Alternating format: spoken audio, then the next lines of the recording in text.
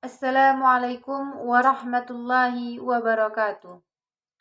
Alhamdulillahilladzi hadana lihada wa ma kunna linahtadiya laula an hadanallah. Baiklah, pertama sekali marilah kita panjatkan rasa dan syukur kehadirat Allah Subhanahu wa taala yang telah melimpahkan rahmat dan rasa syukurnya kepada kita semua. Selanjutnya, salawat beriringan salam marilah kita hadiahkan kepada Nabi Muhammad SAW. Baiklah, di kesempatan kali ini saya akan menyampaikan sedikit isi ceramah yang berjudul Tantangan Islam. Kita tahu berbagai statement dari media elektronik, baik dari radio, televisi, surat kabar, tentang berbagai macam tantangan Islam. Kenapa masyarakat Islam selalu ketinggalan saat ini, baik dari segi ekonomi, politik, sains, dan teknologi?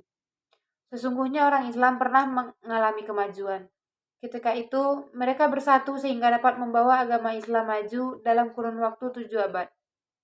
Kenapa sekarang masyarakat Islam tidak dapat bersatu? Kalau dahulu, orang Islam dapat mengembangkan pendidikan Islam dan dapat menjalin persaudaraan Islam. Kenapa sekarang kita tidak bisa?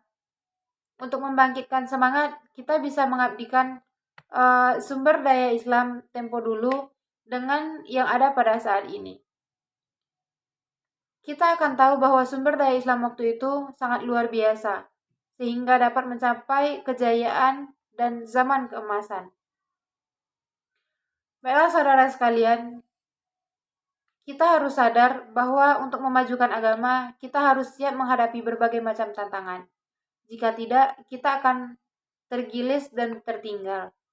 Kita harus mengajarkan semua pendidikan Islam dan membawa Islam kemanapun.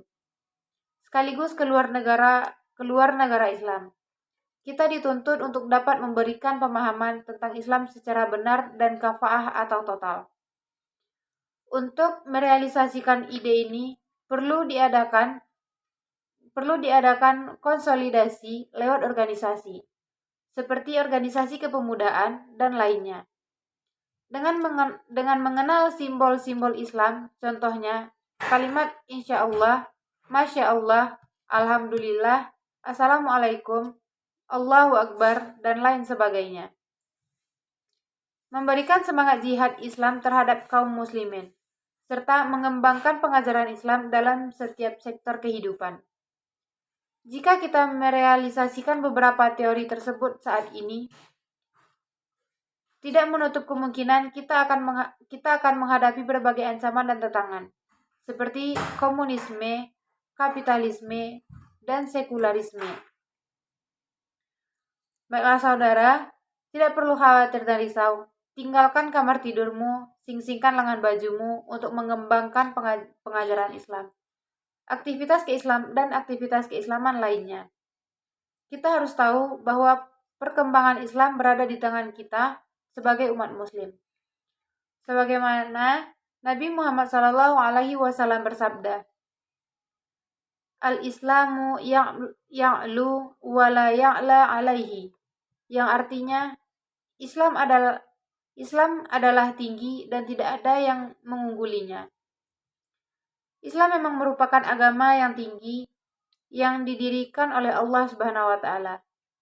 Pada masa periode Nabi Muhammad SAW, dalam perkembangan pesat karena beliau mengajarkan Islam dengan serius dan selalu mengamalkan ajaran Islam dengan sempurna. Untuk menjunjung tinggi agama Islam dapat dilakukan dengan memajukan sistem pengajaran Islam dan ceramah Islam dalam berbagai sektor kehidupan dan tetap menjaga kemurnian Islam, menghadang berbagai ancaman yang akan mengancam Islam. Yakinlah saudara-saudara sekalian, jika ada orang yang mau menghilangkan Islam, dia tidak akan pernah bisa, karena Islam adalah agama yang paling benar di sisi Allah Subhanahu wa taala dan yang diridhai oleh Allah Subhanahu wa taala. Akhirnya, marilah kita berdoa kepada Allah Subhanahu wa taala, mudah-mudahan kita dapat melaksanakan ajaran Islam secara benar dan konsisten. Demi kejayaan Islam dan kaum muslimin. Baiklah, hanya sekian ceramah singkat yang saya sampaikan. Assalamualaikum warahmatullahi wabarakatuh.